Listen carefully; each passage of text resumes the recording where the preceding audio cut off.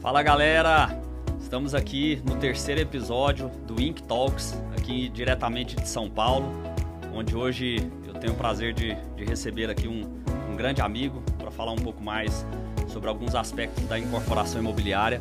Esse projeto do Ink Talks, que a ideia é trazer um pouco mais de conhecimento, entendimento e bastidores da incorporação imobiliária para vocês, nossos ouvintes. E ele que é bacharel e mestre em Direito pela PUC São Paulo, especialista em Direito Imobiliário Empresarial pelo Secov São Paulo, atualmente é membro do Conselho Jurídico do Sinduscom São Paulo. Ele também é membro da Mesa de Debates de Direito Imobiliário, é professor em curso de pós-graduação do INSPER sobre contratos e transações imobiliárias e é também sócio e head do consultivo imobiliário do escritório S2 GDC Advogados. E a gente vai tratar com ele sobre o tema a importância de uma estruturação jurídica bem feita. Seja muito bem-vindo, meu grande amigo Daniel Gomes. Obrigado aí pelo convite, Manuel. Uma honra, ainda mais sabendo aí quem já passou por aqui, né? O peso aqui desse microfone, considerando os outros convidados. Me sinto muito feliz aí pelo seu convite. Legal, muito obrigado. Daniel, vamos começar falando sobre a sua história, né? Eu queria que você se apresentasse aí pro pessoal, falasse um pouquinho sobre a sua história, a sua carreira, né? Como que vem aí a sua atuação dentro do segmento imobiliário. Bom, eu quase sempre trabalhei com isso, né? Eu comecei como estagiário com o Olivar, né? O Olivar Lorena Vitali Júnior e o Rodrigo Tubino Veloso. O Olivar do Ibradim, hoje está super famoso aí.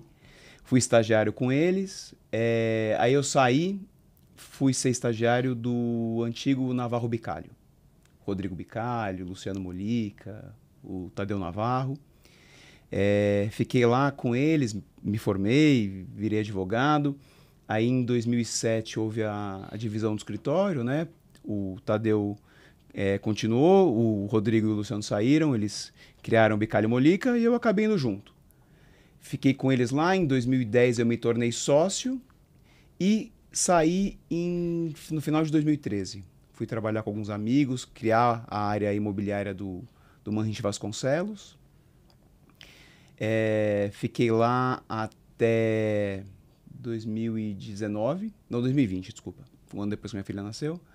E aí surgiu esse convite, essa ideia de unir, né, com os meus atuais sócios, que também vinham da estrutura do Bicalho Molica, só que eles eram do contencioso, eles abriram um escritório focado em contencioso imobiliário, e eu só fazendo consultivo, né? Aí nasceu a ideia de a gente juntar os esforços, aí havia uma sinergia muito grande no que a gente fazia, uma complementação, e aí estamos juntos desde o final de 2020. Paralelamente a isso, né, eu estou no Conselho Jurídico do Sinduscom já há quase 10 anos, se não me engano. Tenho também essa vida acadêmica, dou aula num curso de pós da Poli para engenheiros, né, sobre aspectos aspectos jurídicos do contrato de construção. Professor do INSPER também, né? E do INSPER, que aí assim é mais voltado para advogados, no curso de contratos imobiliários e operações imobiliárias, que é um curso, uma cadeira optativa da pós-graduação. Ah, legal. Bacana. E assim, você tem uma clientela vasta, né? A gente já se conhece aí há uns 10 anos, né? Assim que eu vim para São Paulo, começar a minha atuação aqui no mercado de São Paulo foi quando, logo depois, a gente teve a oportunidade de se conhecer, né? Já participamos de uma série de projetos, a gente aqui ao longo do episódio vai ter condição de falar um pouco sobre isso. E aí você, né, veio nesse processo, estruturando a parte societária de um outro escritório e agora, né, mais recente, como você falou, em 2020, foi para uma nova estrutura. Quais são os seus principais clientes, o principal foco de atuação, em quais cidades, enfim? O nosso escritório ele é voltado para a área imobiliária, né? Então a gente busca atender os clientes do segmento imobiliário, tanto no consultivo como contencioso. Nosso foco são mesmo os desenvolvedores imobiliários, né? Incorporadores, construtores, investidores, pessoas ligadas a esse setor econômico. Então, lá nós atendemos a Cirela, a IBM, o Fernando, né, na Somos, a Stan aqui em São Paulo, o Iven, empresas realmente... Não é vasto, tá? Mas eu falo que é qualificado. Ah, com certeza. Pelos nomes aí dá para perceber. Não é vasto, mas é qualificado. Legal. É um pessoal muito bom, assim, são empresas muito sérias e com uma atuação belíssima. Legal. Um prazer enorme trabalhar com eles. Bacana. Daniel, e aí assim, eu queria começar resgatando um pouco de um período, que foi justamente o período onde a gente se conheceu, começou a trabalhar junto, que foi um período muito difícil para o segmento imobiliário, que foi na época da crise dos distratos, onde a gente vivenciou uma etapa do mercado com uma insegurança jurídica muito grande, afetando muito as incorporadoras. Fala um pouco sobre como que foi vivenciar esse momento para você, né, dentro dos projetos que você participava, quais aprendizados que esse momento trouxe para o segmento imobiliário na sua visão, principalmente no aspecto jurídico, enfim. Aquela crise de 2015 ela foi realmente enigmática e ela trouxe à tona a questão dos distratos. Tanto que depois a gente tem até uma lei que foi criada a partir de então, visando diminuir um pouco efeitos de uma crise dessa magnitude, né? O que acontece é que até então nós não demos muita bola, né? O setor não deu muita bola para a questão dos distratos. Eles eram em menor número, nada muito expressivo, nada que comprometia economicamente o empreendimento. Dependendo do ciclo econômico, você se tratava uma unidade hoje, mas ela voltava para o estoque e tinha até uma valorização natural. Para o empreendedor isso não era um problema. Uhum. Não sendo um problema, não se deu também a devida atenção aos processos em curso sobre essa matéria. Então, muitas vezes por economia ou por não enxergar a bola de neve que se formava, as defesas não eram tão elaboradas ou as teses não eram muito bem aprofundadas ou defendidas. E com isso se criou uma jurisprudência muito maligna, né, para o setor. Os casos em que serviram de exemplos ou até de paradoxo para a criação dessa jurisprudência que se criou a partir de 2015, elas vinham de um período inflacionário muito diferente do que a gente vivia, com um contexto econômico, muitas vezes em que o devedor de uma unidade devia 3 vezes o valor da unidade, numa realidade completamente distinta daquela que a gente viveu em 2015. E esse paradoxo, né, esse exemplo que foi utilizado para a elaboração das decisões da crise de 2015 não se aplicavam, não eram verdadeiras. Aqueles elementos que justificavam a aplicação daquele entendimento, eles não existiam em 2015, mas eles foram repetidos pelo judiciário. E quando o setor percebeu isso, foi um pouco tarde. Houve uma reação, mas essa reação ela veio no meio da crise.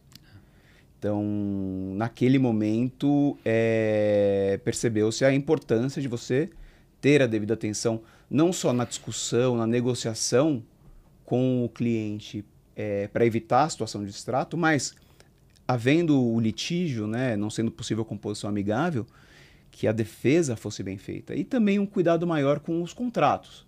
Então, muitas condições ali que eram um pouco... Eu não gosto do termo abusivo, tá? Uhum. Mas era um pouco desproporcional. Hoje se evita. Hoje você não tem mais aqueles contratos dizendo, olha, a retenção de 100% dos valores pagos, taxas inúmeras que são pagas e cobradas e descontadas do cliente. Então, algumas práticas aí, de fato, evoluíram para tornar o ambiente mais saudável para o negócio e para a relação entre incorporador e cliente final.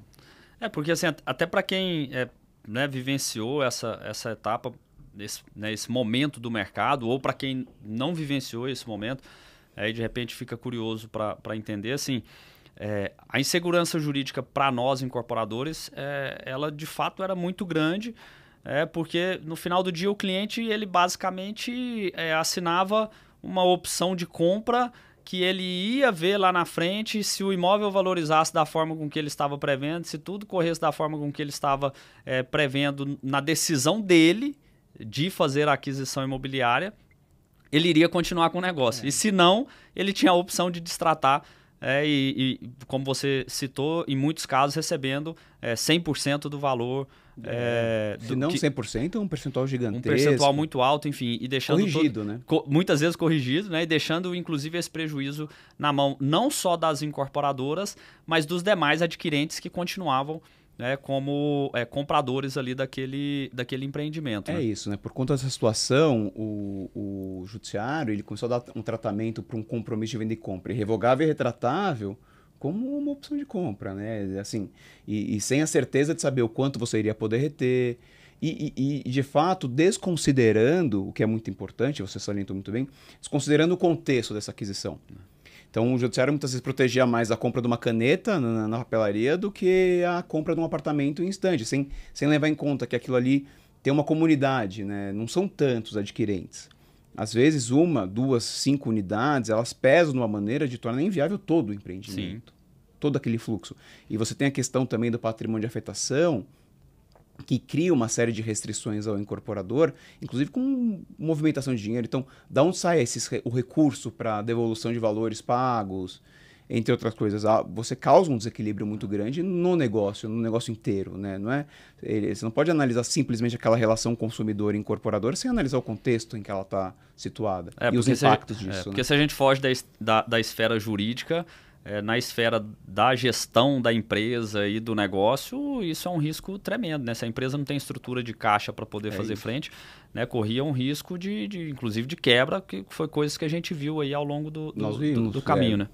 Tiveram alguns empreendimentos com mais de 50% de distratos. Como é que você absorve isso dentro do seu caixa, né? Se você não está preparado para uma crise dessas? E hoje, assim, como que você enxerga os aprendizados que tiveram desse período? E, além disso, né, a mudança e a aplicabilidade da nova legislação frente a essa questão dos distratos e o risco que isso traz ainda para o nosso negócio, se é que existe, está minimizado, enfim, como que é a sua visão com relação a esse aspecto? Essa é uma pergunta boa e difícil, né? Você prometeu que não ia fazer de pergunta difícil, né? Mas, vamos lá, a gente teve a lei. A lei ela é muito boa em vários aspectos, naquilo que é possível, óbvio, ela passou por um processo legislativo. Então, o projeto inicialmente concebido não é o texto final, mas é muito melhor do que a gente, na insegurança que a gente tinha. Mas a lei traz alguns pontos de atenção, né? Então, quando ela estabelece a multa de 25 ou 50, ela não fala a multa é de 25 ou a multa é de 50. Ela fala até 55, 25 e até 50%. 50% se o empreendimento estiver afetado, 25% não. E estabelece nitidamente as condições de devolução, né? Porque antes você tinha, por exemplo, em São Paulo, simulado algumas questões da devolução em uma única parcela, em prazos apertados, muitas vezes descompassado com o timing do desenvolvimento do empreendimento imobiliário. E a lei não, a lei alinhou isso, né? Por exemplo, na questão do patrimônio de afetação, só após a conclusão das obras ou alienação da unidade. Então, você protege o caixa da empresa. Mas a questão do até dá uma margem discricionária para o juiz rever essa multa. Porque você tem um artigo expresso no Código Civil que fala que se o juiz entender que uma penalidade é manifestamente desproporcional, ele pode reduzir a critério dele. Então, se você também tem uma lei dizendo até, quer dizer que as partes podem ir de 0 a 50 ou 0 a 25, dependendo do contexto. Obviamente que a maioria dos incorporadores vai até o teto, mas ele pode analisar o caso fático e dizer, puxa, eu acho que para esse caso não caberia multa de 50. Houve um cumprimento substancial da obrigação, então 50% é muito, e nesses casos acabar revendo a multa. Então esse continua sendo um fator de insegurança, porque você não sabe se de fato, apesar de existir a previsão legal, se aquilo no final vai ser respeitado ou não pelo judiciário. Mas eu tenho observado muitas decisões no sentido de respeitar o que está disciplinado lá. Para os contratos celebrados após a lei, né? Isso é bom porque à medida que você vai tendo isso, né, repetidas vezes, vai reforçando a legislação, né, e dificultando ainda mais o desvio daquilo que está, entre aspas, estabelecido, que é o que você colocou, que tem um até aí na lei, né, mas dentro de algo que foi estabelecido como um teto ali, mas entendendo que é um número para poder viabilizar toda a operação, não só uma visão individual do negócio. Combinado, né? E dar margem para a empresa aí se programar e prever fluxo de caixa e tudo mais para antecipar eventuais problemas. Legal. Agora, mudando um pouco de assunto e de direção aqui, o que você enxerga que são os principais riscos para uma aquisição imobiliária? Então, desde da parte da estruturação do contrato jurídico de aquisição até o processo de diligência, escritura, a própria estruturação desses contratos, como que você enxerga? A estruturação dos contratos, Manuel, assim, as empresas sabem fazer. É o dia a dia delas, elas estão acostumadas. O minutário já foi debatido e muitas vezes testado, né? Uhum. Um ponto de atenção, e é um assunto antigo, né? Mas ele sempre vem à tona e sempre tem coisa nova, é a questão da due diligence. Uhum. A due diligence imobiliária é um ponto que vira e mexe, a gente está debatendo academicamente, nos nossos círculos ali de debates de direito imobiliário. É um assunto que sempre vem à tona, é impressionante. Mas só reforçando um ponto importante, assim, isso dentro do mercado que a gente está mais acostumado, né? Que a gente atua. Assim, a gente tem que lembrar também que ainda tem muitas empresas como novos entrantes, que a gente vê muito negócio de empresa que não está bem assessorada por um advogado que tem esse nível de especialidade no imobiliário. Muitas vezes é um advogado que atua em outros segmentos e não, né, de forma tão aprofundada, e que pode se descuidar também nessa parte contratual de aquisição de terreno na hora que não aprofunda e se cerca da maneira correta, né? Não, sem dúvida. Mas se você tratar da parte contratual como uma pura compra e venda, é mais simples, né? Então, assim, paga o preço, entrega o produto, né? Transfere o imóvel para o meio da outorga de escritura, ou você vai recorrer ao judiciário para buscar a resolução, rescisão, devolução de valores pagos. Agora, se você, obviamente, vai para uma operação estruturada, uma operação mais complexa, permuta, a tal da permuta financeira, que é venda e compra com preço a calcular, mas é uma operação complexa, uma operação bem sofisticada. Aí sim, você tem a questão de não mapear direito os riscos, de um eventual inadimplemento, consequências. Isso, obviamente, é um risco e, assim, a gente não tem como esgotar isso, porque são inúmeras situações e várias alternativas de solução.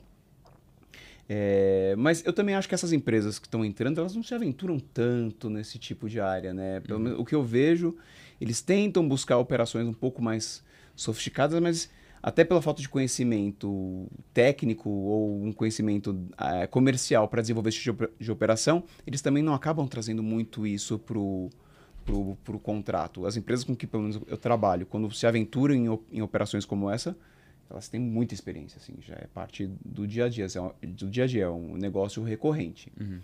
Mas a due diligence é um ponto importante, porque, primeiro, a gente tem uma oscilação muito grande ainda, né? Uma divergência muito grande entre o legislativo, que a lei fala, e como o judiciário aplica. E a doutrina. Então, assim, você tem 3 players, cada um falando uma coisa um pouco diferente. Cada um com a cabeça. Cada um com uma cabeça. Há uma busca, inclusive ontem, dia 20, saiu publicada uma lei que alterou o artigo 54 da Lei da Concentração dos Autos na Matrícula, inclui o inciso lá. Então, há uma tentativa efetiva do legislativo em criar um padrão de segurança, que veio por meio da Lei 13.097, que é da concentração dos atos na matrícula. Basicamente, o que a lei fala? Só podem ser oponíveis ao adquirente aquilo que consta na matrícula. Se não está lá, não pode ser alegado em fraude e não pode ser questionada aquela aquisição. Só que essa lei, ela já nasceu com muitos problemas. Uhum. E esses problemas, eles persistem hoje. E cada hora parece uma coisa diferente. Então, o primeiro problema dele é que ela nasceu em 2015, essa lei, e na sequência veio o Código de Processo Civil. Então, essa lei dizia, olha, a fraude não pode ser alegada se não estiver na matrícula, basicamente. Aí vem o Código de Processo Civil e ele reproduz a regra anterior, dizendo, não, olha, se a época da alienação fica comprovado que não existiam bens suficientes para fazer frente aos débitos, foi em fraude. Então, ele resgatou a regra antiga e aquela lei de 2015 da concentração caiu em letra morta. Uhum. Então, ela foi reeditada posteriormente, ela foi alterada a 13.097 para tentar corrigir isso. Então, foi incluído um parágrafo dizendo, olha, para comprovação de boa-fé, você não tem que apresentar nenhuma certidão forense. Só que a lei ela continua com os mesmos vícios, ela não alterou a lei processual, ela não entendeu direito a velocidade das coisas, né? A velocidade para você levar uma informação para a matrícula, como um ônus, uma averbação premonitória, que é avisar para todo mundo, olha, existe essa ação e de fato acabar com essa boa-fé do adquirente, não é a mesma velocidade da venda. Então, um devedor malicioso na iminência de sofrer um ato desse, né, dessa informação ir para a matrícula do seu imóvel, ele pode simplesmente vender. Sim. E aí ele estaria, em tese, protegido pela lei. Então, esse acabou sendo um problema. Mas isso recai no processo de incorporação, né? Mesmo não sendo uma transação pessoa física, né? Sendo ali a aquisição da incorporadora, a lei se aplica para todo mundo. Também, normal. Assim, a lei não faz nenhuma distinção com relação à qualificação do comprador. Mas o judiciário ele se manifesta de maneira completamente contrária a isso. A maioria das decisões ainda vão no sentido da antiga súmula 357 do STJ, que ele fala da comprovação de má-fé do comprador. Mas essa comprovação ela é entendida como ausência de boa-fé. E o que é essa ausência de boa-fé? É aquele comprador que não adotou as medidas mínimas necessárias para assegurar o seu direito. Então, aquela pessoa que não foi atrás da documentação, não analisou a cadeia sucessória do imóvel para verificar riscos da sua aquisição. Que é a grande diferença entre um adquirente pessoa física, né, um comprador pessoa física e uma pessoa jurídica que tem a responsabilidade de percorrer todo esse processo. Mas o judiciário também não faz essa distinção. Não, eu falo assim, na prática é onde a gente se acautela, né? Pelas decisões, óbvio, existem decisões, assim, é um festival, cara, tem para todos os gostos. Mas a maioria das decisões que servem de orientação para uma série de outras são no sentido de que você tem que tomar as cautelas mínimas. Aí a diferença da qualificação do comprador, um incorporador ou o sujeito que vai comprar para morar, reside muito mais assim na abrangência da sua análise. Você, como incorporador imobiliário, que é o seu business, é o seu negócio, para você comprovar uma boa-fé de adquirente, você tem que demonstrar que você tomou cautelas adicionais. Não basta você fazer a mesma análise que a pessoa que vai comprar um apartamento para morar. Esse sim acaba protegido, talvez por uma due diligence mais precária, mas se ele adotou o mínimo, a probabilidade dele ter reconhecido a sua boa-fé é muito maior que você. Você não, você precisaria anteceder 10, 20 anos, dependendo do caso, e fazer uma due diligence robusta. Então, a questão da qualificação, ela paira aí, né? Para onde ir, o quanto você deve analisar. Mas não é só isso também, né? A finalidade da due diligence ela é muito maior que isso. Tem 3 aspectos importantes que as pessoas nem consideram. Porque se você analisar a concentração dos atos na matrícula, você está falando de fraude e execução. Ponto. Mas e as outras finalidades? A primeira é entender se aquele imóvel cumpre a função dele. Se ele serve para aquilo que você quer. Poxa, tá bom, não tem risco, mas você analisou o tombamento? Sabe se é tombado? Está na área de entorno de outro bem tombado? Você tem alguma restrição construtiva ali que não permitiria você executar o seu empreendimento tal como você pretendia? A qualidade do direito também do proprietário, ela também não é superada por essa lei da concentração. Então, ele é dono? Tem alguém contestando o direito dele de dono, a posse?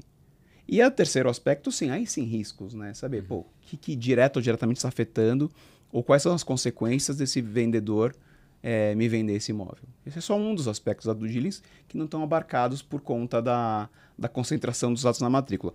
Mas a lei não é de todo ruim.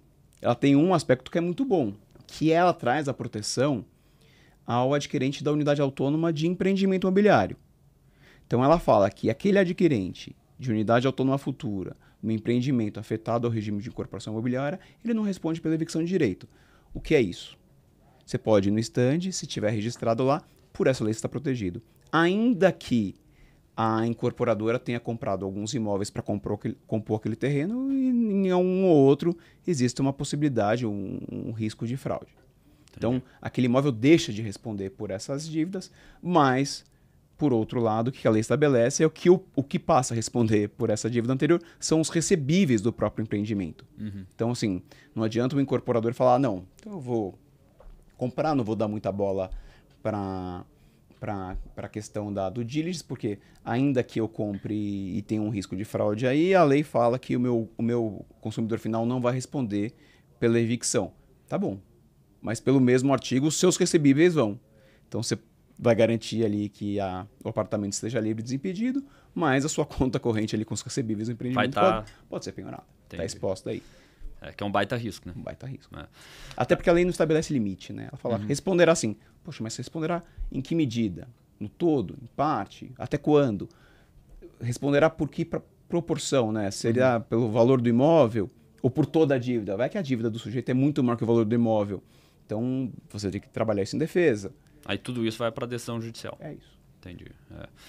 E na parte da estruturação societária, o que você enxerga aí que são os principais pontos de atenção quando um incorporador, né, principalmente aqueles que, né, ainda não têm o costume, né, de desenvolver um projeto, trazer um sócio, né, quem já passou por isso, já está cercado de bons advogados, já tem, né, isso um pouco mais alinhado internamente na sua empresa, mas quem ainda não passou muitas vezes pode ter essa dificuldade, né, assim, de entender, poxa, mas por onde eu vou, quais são, onde eu me acautelo, onde eu tomo os devidos cuidados numa estruturação com outros sócios no negócio.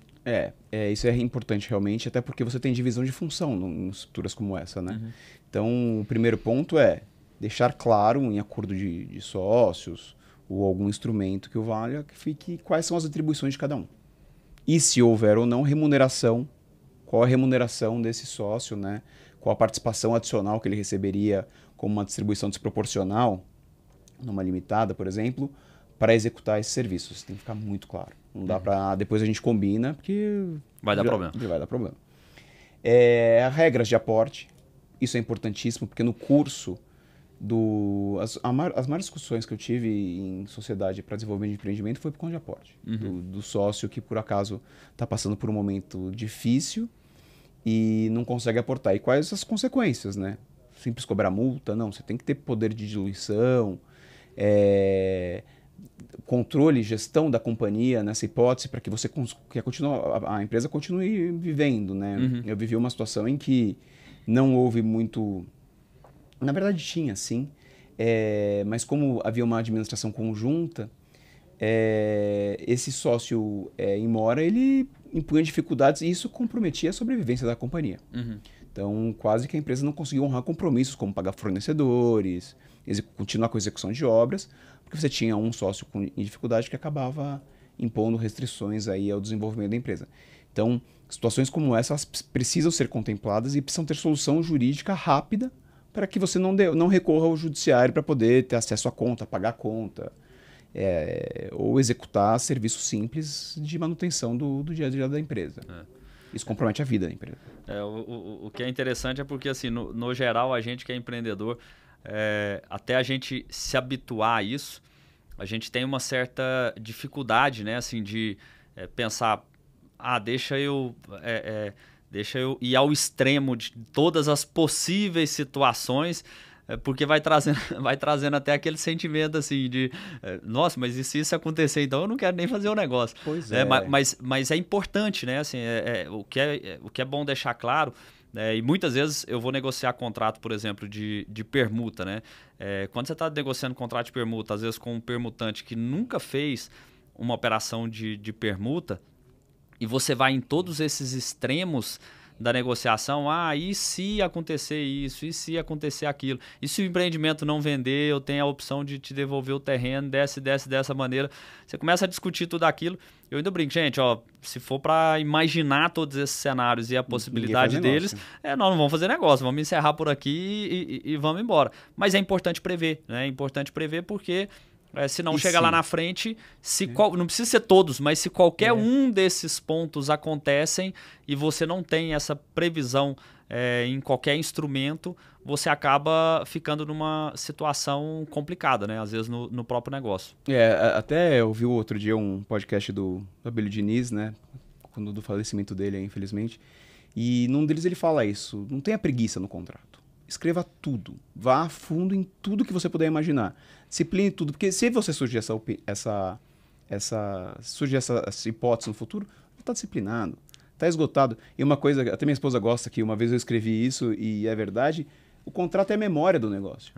Então eu combinei uma coisa com você aqui, poxa, daqui a um ano eu posso não lembrar exatamente do contexto. Muito provavelmente não vai lembrar de todos os detalhes. Ainda mais eu que tô ruim de memória. Então assim, não vai lembrar. Mas se você teve esse cuidado e tá lá, tá resolvido. Você aplica o contrato. Um ponto que todo mundo que faz contrato de permuta sofre muito, eu tenho certeza, e quando chega na discussão com o vendedor do imóvel é terrível, porque dá esse sentimento, pô, mas você não quer fazer negócio. É quando a gente vai tratar do prazo de carência para desistência da incorporação. Assim, tem que ter, porque você não pode deixar uma situação dessa sem a resposta contratual, né? Se é consequência contratual se aquilo acontecer. Mas, poxa, Manuel, quantas vezes a gente viu desistência de incorporação imobiliária, mas na vida, assim? Quantas você participou em quantos anos de a gente atividade? Praticamente não vê, né, cara? Eu vi uma. Praticamente não vê. Eu participei de uma só em 20 anos. Então, assim, não existe. Assim, é muito raro, mas nunca se sabe o dia de amanhã, né? Isso aí não tem como, assim, contrato é algo que a gente tem que... Contrato e demais instrumentos, né, do negócio imobiliário é algo que a gente tem que exaurir mesmo. E até né, o final. Tá cercado de bons profissionais, né, e aí eu ressalvo aqui a felicidade que eu tenho aí em vários projetos de já ter trabalhado junto contigo, né? Eu aprendi muito neles também. Onde a gente, né, sempre buscava ali ir a fundo, buscar soluções e assim, ter uma visão ganha-ganha também, né? Assim, uma visão equilibrada do negócio, que eu acho que isso é também sempre importante. Eu preciso me resguardar, eu preciso ter todas as cautelas aqui frente ao contrato, seja ele um contrato de aquisição de terreno via permuta, ou seja ele um instrumento societário, mas eu preciso ter uma situação e condições equilibradas aqui nesse contrato para que não gere, né, aquele desequilíbrio contratual e um desequilíbrio depois na relação, na operação, enfim, a gente tenha todo esse cuidado ao longo do processo e esteja bem cercado com isso. Né? E o seu cuidado, ele rendeu frutos. Eu participei de situações alguns dos nossos contratos lá que, infelizmente, geraram alguns atritos da forma como algumas coisas caminharam. Não é culpa nem nada, mas assim, aconteceram algumas coisas. E graças a Deus o contrato previa. Sim. A solução estava lá. Então se resolveu, assim. Não foi uma briga porque o contrato já dizia o que tinha que acontecer naquela situação. Então o que no momento pareceu um preciosismo... Excesso de cautela. Excesso de cautela. Isso é uma das frases que eu mais ouvi em mesa, o dono de terreno comentando sobre o contrato ou o advogado, né? Enfim...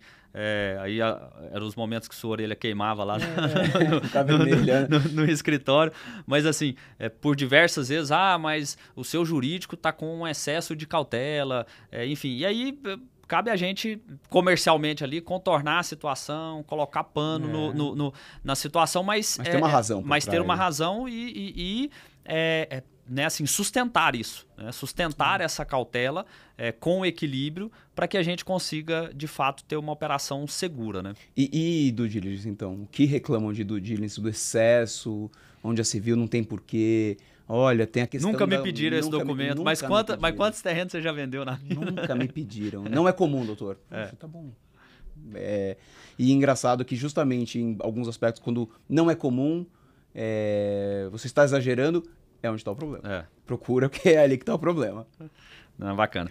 E aí a gente indo para outro ponto, assim, hoje a gente está num momento de um relativo aquecimento de mercado, né? Cada cidade vive um momento. Lá em Goiânia, por exemplo, a gente está de fato num mercado aquecido. Aqui em São Paulo já vive um outro momento, mas num processo aí de reação também, né? Você reflete muito isso dentro dos seus próprios negócios e clientes.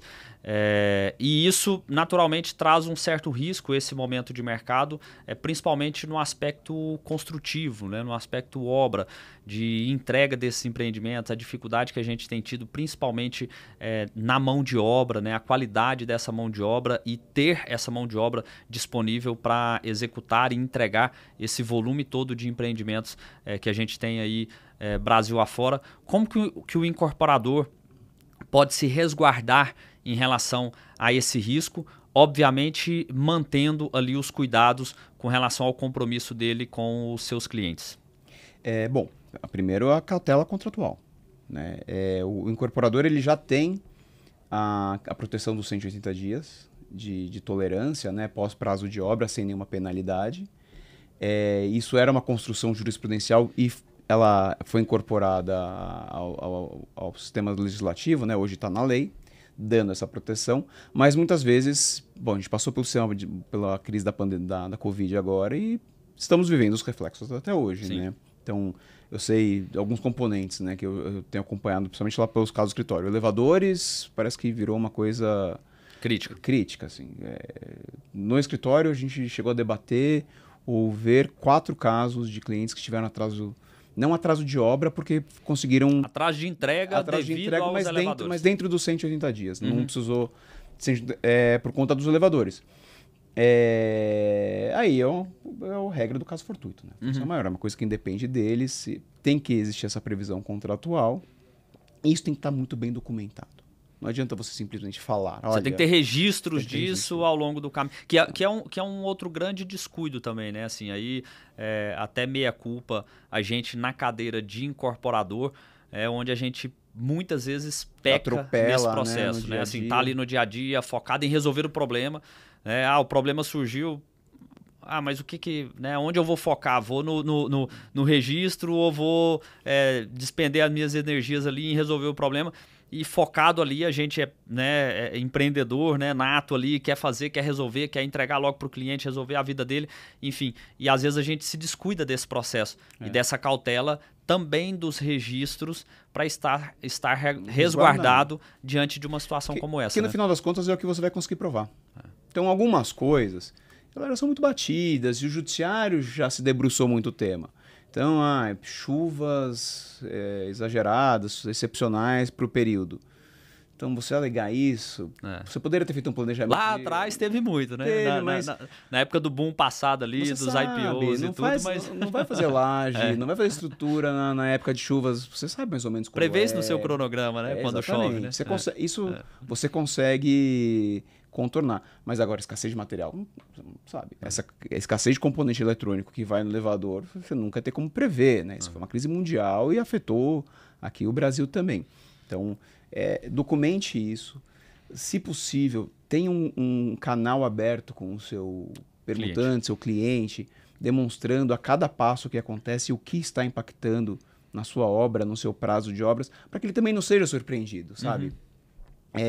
Um dos grandes descontentamentos que leva as pessoas a buscarem alguma espécie de reparação em casos como esse é ser surpreendida. Se você desde trás falou, olha, gente, nós tivemos aqui, por conta da Covid, em alguns estados, eles tiveram paralisação de obra.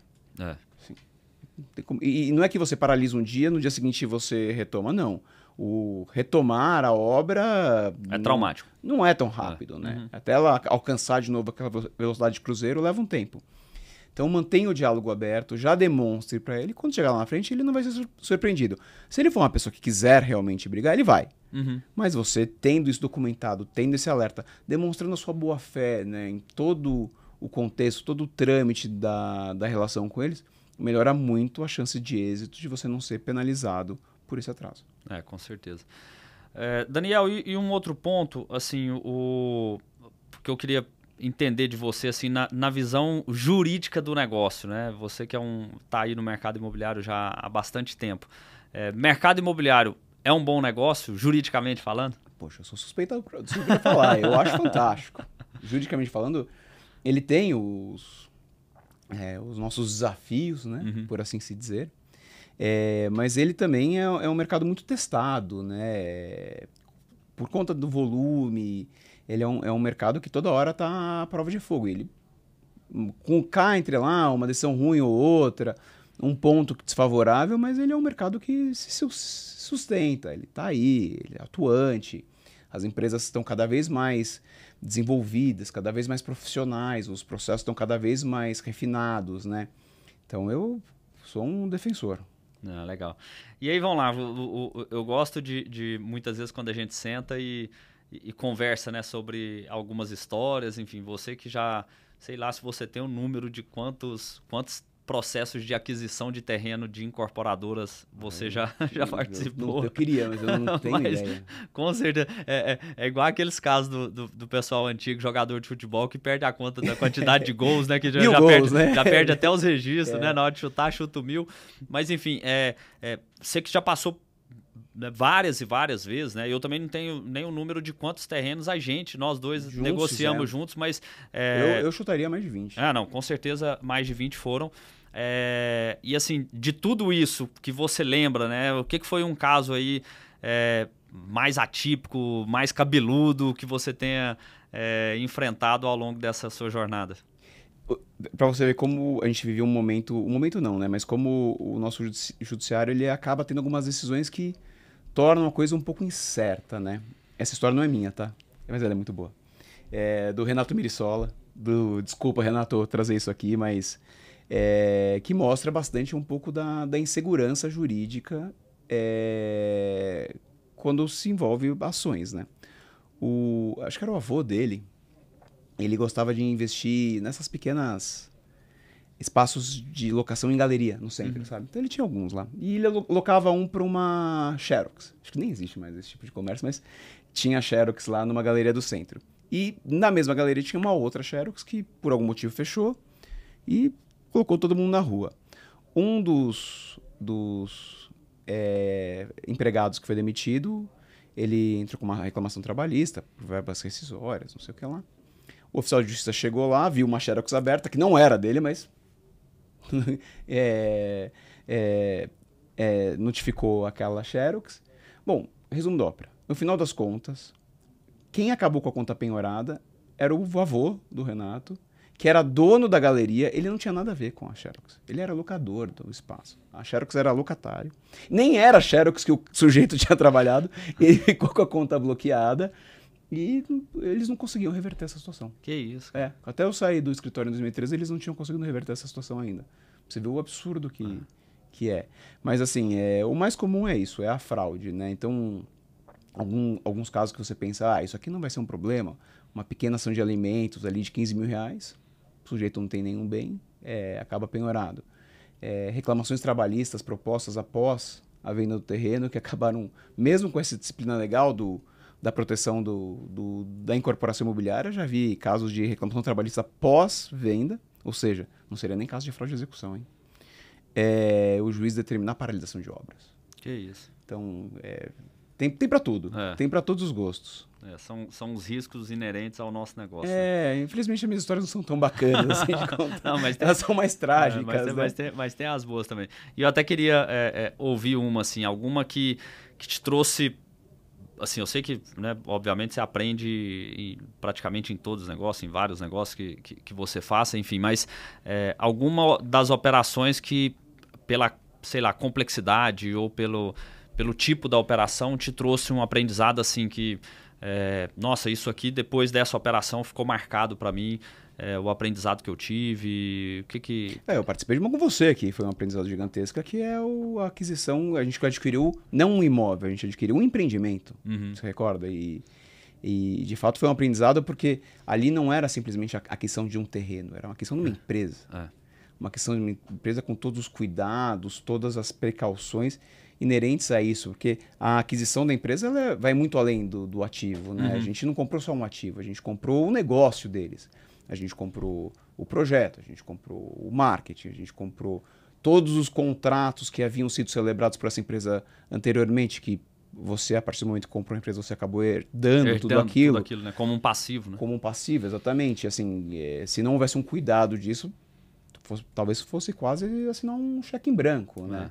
Então, aquela operação, ela, além da dificuldade normal, negocial de uma operação que você tem uma outra parte também extremamente qualificada e bem assessorada do outro lado, que acaba impondo discussões contratuais assim mais elaboradas, você tem a questão da análise geral do negócio, que foi complicadíssimo. O que é interessante porque, de um lado, nos exige muito, mas nos ensina muito também, né? Muito, e é um orgulho, depois você vê que tá de pé, né? Tá lá, tá pronto. E assim, a gente ainda carregou a situação da empresa continuar participante do negócio como permutante, né? Então, de fato, foi um caso... Não, e tinha toda aquela ginástica, porque você comprava cotas, mas quem era titular das unidades que poderiam ser dadas era o próprio objeto da compra, que foi a SPE, né? E é importante destacar que tem muita gente que faz operação casada, né? Eu vou comprar a empresa para evitar a tributação. Ali foi uma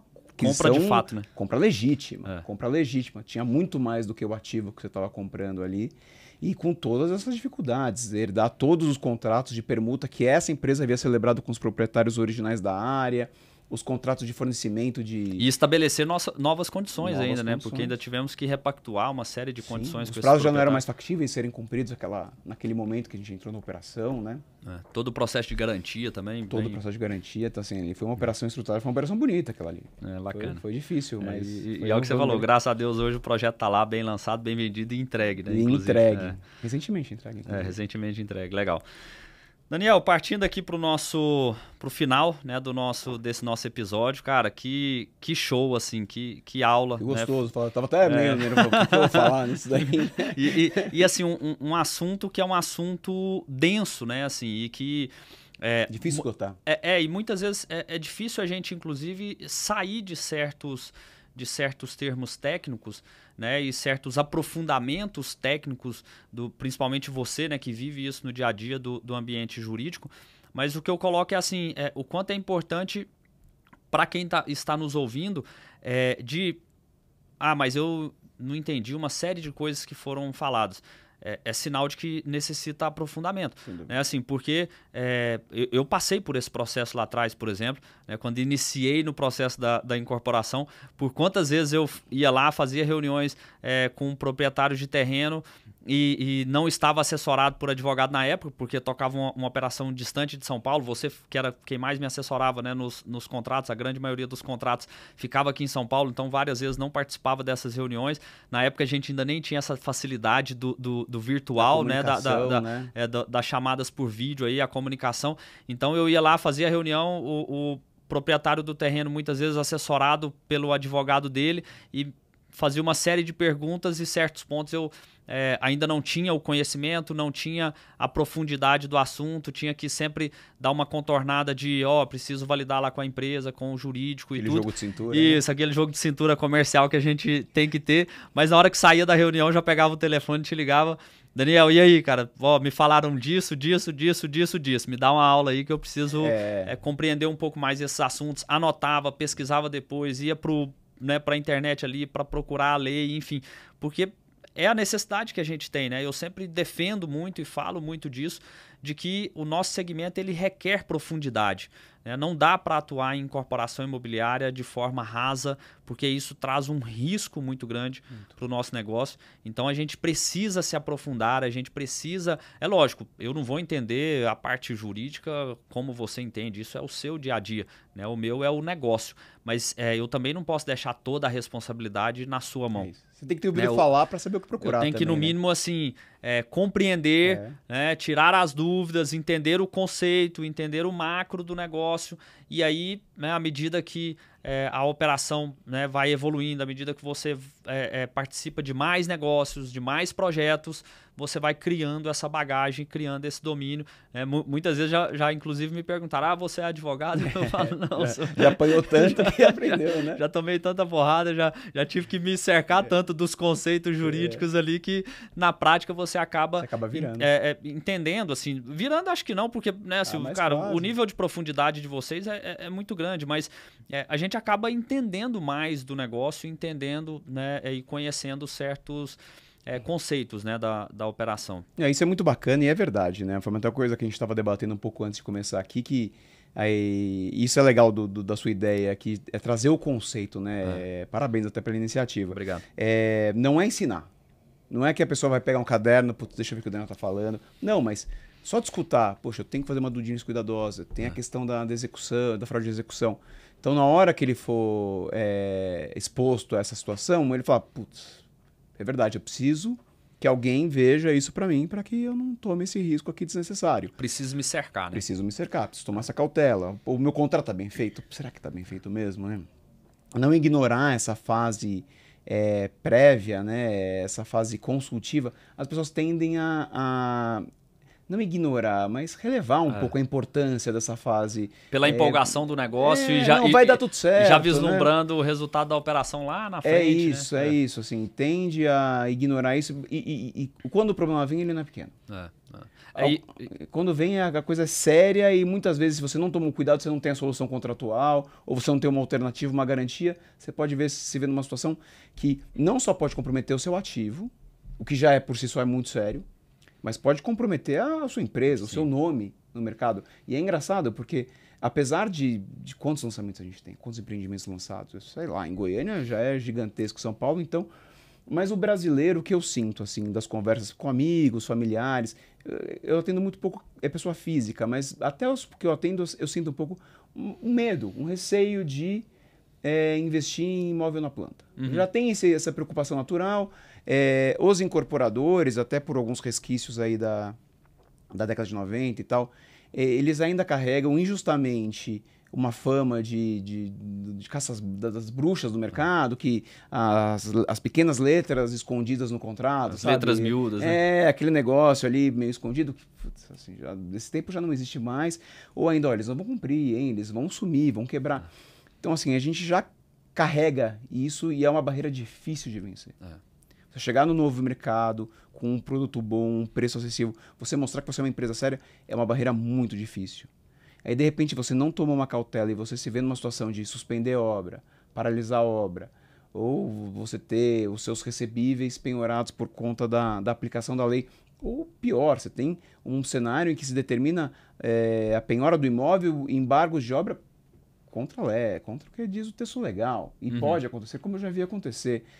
Como é que fica a sua imagem, né? Como é que fica o nome da sua empresa? E para você recuperar isso depois, é muito mais do que uma equação financeira. Sim. Se correr atrás disso, é difícil. É complicado. É muito. Eu sempre, nessa questão de contrato, uma das coisas que eu sempre me preocupo é o seguinte, principalmente quando eu recebo um instrumento numa base jurídica da outra parte, né? Porque, no geral, quando a gente vai fazer um negócio, a gente coloca o instrumento base nossa, né? Assim, você sabe muito bem disso, sim, né? A gente tem as nossas minutas padrões lá e tudo, vai fazer uma operação. Se adapta àquela situação e manda. Isso, se adapta àquela situação, ajusta e manda para outra parte. Mas muitas vezes a gente tem transações e que a outra parte está assessorada, né, por um escritório, enfim, e tem a preferência de, não, eu quero mandar o meu instrumento. A minha preocupação é sempre assim, e o que não está no instrumento, e o que não está sendo resguardado e o que eu não estou vendo. Né? Porque não é uma questão... por isso que eu sempre busco estar bem assessorado juridicamente, né, por bons advogados, bons profissionais, porque não é uma questão do que eu estou compreendendo da leitura do instrumento, é o que tá faltando, mas o que está faltando. Assim, o que não está aqui descrito ou resguardado que conecta muito com aquilo que a gente falou lá no início. Né, de se cerque de tudo e tenha, né, procure exaurir todas as possibilidades do CIS, né, e acredite que tem alguma coisa faltando, né? Melhor que seja o contrato, alguma coisa está faltando. Alguma coisa vai estar faltando. Então, é importante também ter essa visão, né, de não é uma questão só de estar lendo um instrumento, né, de ler um instrumento, mas de corrigir aquela frase, de corrigir uma redação, enfim, mas uma precaução com relação a pontos que não estão sendo tratados e abordados naquele instrumento. Né? Sem dúvida. É muito importante mesmo. Legal, mas vamos então para a parte final aqui desse nosso bate-papo, né, que foi super bacana, super produtivo. Acredito que trouxe muito ensinamento aí para os nossos ouvintes. Que é uma parte que a gente chama de sprint imobiliário, que é basicamente um bate-bola, né, um perguntas e respostas. E aí eu queria ouvir um pouco da sua opinião aí. Não tem pegadinha aí não, né? Não tem não, mas é sempre com o seu viés, né, com a temática daquilo que a gente está tratando aqui, enfim, com a sua experiência. Então vamos lá, o mercado imobiliário precisa de... mais segurança jurídica. Legal. O que você mudaria no setor se você tivesse um poder para isso? Eu melhoraria a questão das garantias, né? A gente teve agora o Marco Legal das Garantias, que foi um trabalho fantástico. Foi realmente uma vitória, mas eu acho que ainda há espaço um pouco para melhorar essa questão, muito embora tenha se aprimorado muito. E, de fato, eu melhoraria a questão da lei dos tratos, assim, e a aplicação dela pelo judiciário. Legal. E o que você falaria para o Daniel de 15 anos atrás? Difícil, hein? Essa, falou que não ia ter pegadinha. É para não ter pressa, para fazer as coisas no tempo e que as coisas boas vão acontecer na hora certa, na medida que elas devem acontecer. Porque as coisas acontecem quando elas têm que acontecer, não é quando você quer. Legal. E livro de cabeceira, o que... Depois você pode até fazer um merchan do seu aí, mas não vale. O meu é muito bom para casos crônicos de insônia. Então você tá aí sem conseguir dormir às 3 da manhã, começa ali o capítulo 4, 5, você realmente vai ficar curado rapidamente. Eu tenho lido muito Churchill ultimamente. Que legal, cara. Curiosidade. Eu sempre gostei muito da figura dele. Eu tô curiosamente, eu tô com um dos livros de biografia dele, não sei qual ainda, porque... Memórias? Cara, não lembro qual que é. Assim, eu sei que eu coloquei um na Amazon, a Amanda, né, minha esposa, até me perguntou, esse livro aqui foi você que colocou? Eu falei, porque eu quero conhecer um pouco. Eu li um outro livro, que é do Dale Carnegie, que cita muito, né, a questão do Churchill e... Né, toda essa habilidade dele de comunicação, de discursos, enfim. Então, você abstraindo o contexto histórico, né? Não tem muito como você fazer isso. Mas contexto histórico, de linguagem. Mas se você analisar isso, a capacidade de comunicação dele, oratória... Falam que dos 10 maiores discursos do mundo, 3 são dele, né? E mais do que isso, né? A capacidade de conciliação. A capacidade de negociação e conciliação dele é um negócio extraordinário. Que bacana, cara. Porque eu agora estou numa pegada assim, esse ano eu estabeleci temas de estudo, né? Assim, na parte de livro, gosto de ler, enfim. E aí, ao invés de... Eu tenho uma lista lá com, sei lá, deve ter uns 60 livros para ler, mas ao invés de sair lendo um livro de um assunto, outro livro de outro assunto, eu direcionei temas, né? Então, a cada trimestre eu quero me aprofundar em um determinado tema. Para que uma coisa converse com a outra, Isso, né? E aí, assim, curiosamente, esse primeiro trimestre eu estou me aprofundando justamente em oratória, até pelos desafios, né, que eu tenho em todos esses processos e projetos que eu estou me envolvendo. E um dos livros justamente citou a referência de Churchill e tudo. Eu falei, quero dar uma pesquisada e uma entendida melhor. Eu recomendo também. Memórias da Segunda Guerra é fantástico. Legal. Vou anotar. E vamos lá, último ponto para a gente finalizar. Eu sempre gosto de pedir o seguinte.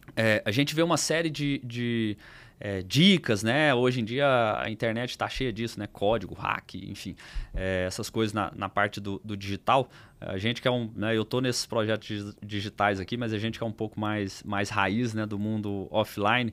Eu gosto de colocar que eu quero ouvir das pessoas, os participantes aqui do podcast, um recado, né, de quem não tem esse projeto no digital, não está como um influenciador digital, mas que no offline entrega muito resultado, né? Tem aí, né, toda a sua história reflete isso. E qual que é o recado que você deixa para os nossos ouvintes para finalizar, direcionado para esse nosso segmento? Eu acho que você precisa estudar muito. Então, hoje você tem esse multimeios, né? Essa facilidade do acesso de informação. Então, podcast como o seu, do Ibradim, são uma fonte importantíssima. Escuta alguns episódios do Ibradim. Assim, são fontes de informação fantásticas, mas você precisa estudar muito. Uhum. Como você falou, são casos complexos, são operações complexas. Você não precisa conhecer tudo, porque isso até seria uma pretensão gigantesca. Lógico. Mas você precisa saber que existe. Você tem que saber que um risco, que uma alternativa, você tem que no mínimo saber que ela existe. Então procure se informar, procure ler, procure estudar, procure acessar essa informação de alguma maneira. Legal. Daniel, muito obrigado mais uma vez, meu amigo. Obrigado pelo convite, foi muito bacana. Foi assim, show de bola, muito produtivo, né? Eu acho que tem muita coisa aqui, muito conteúdo, muito insight para a galera que está nos ouvindo aí poder se aprofundar um pouco mais e conhecer um pouco mais desse nosso segmento, né? Sem dúvida. Legal. Parabéns novamente pela iniciativa. Muito Valeu, bacana. gente. Obrigado. Encerrando aqui mais um episódio do Ink Talks. Se você curtiu esse episódio, peço aí que compartilhe, repasse para as pessoas que você acha que vão ser importantes ouvir esse nosso bate-papo e aguardo vocês. Até a próxima.